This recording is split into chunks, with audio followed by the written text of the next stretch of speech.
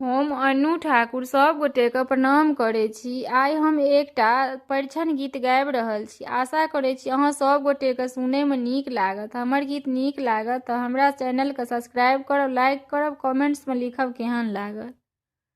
दुल्हा यौ मिथिलामे आबि कऽ बिका गेलहुँ यौ।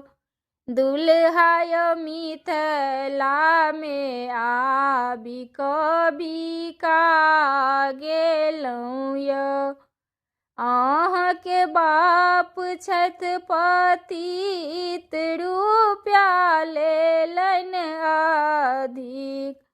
अहाँके बाप छथि पतित, रुपया लऽ लेलनि अधिक।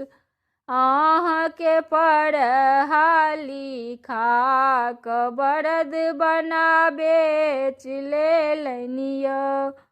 अहाँके पढ़ा लिखा कऽ बरद बना बेच लेलनि यौ। दुल्हा यौ मिथिलामे आबि कऽ बिका गेलहुँ यौ। अहाँके माय छथि खेलल, लेलनि दूधक दाम धराय।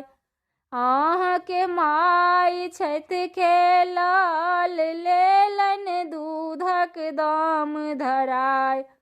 तैं तऽ हमरा बाबूके हाथे अहाँक बेच लेलनि यौ। दुल्हा यौ मिथिलामे आबि कऽ बिका गेलहुँ यौ। अहाँके चाचा छथि पतित, रुपया लऽ लेलनि अधिक। अहाँके चाचा छथि पतित, रुपया लेलनि अधिक। ओ तऽ अपना नामे बैंकमे जमा कऽ लेलनि यै। ओ तऽ अपना नामे बैंकमे जमा कऽ लेलनि यौ। दुल्हा यौ मिथिलामे आबि कऽ बिका गेलहुँ यौ। अहाँके ससुरजी छथि ठाढ़, सबटा पुरेतथि मोनक आस। अहाँके ससुरजी छथि ठाढ़, सबटा पुरेतथि मोनक आस। तैं सबटा सम्पत्ति बेच अहाँके कीन लेलनि यौ।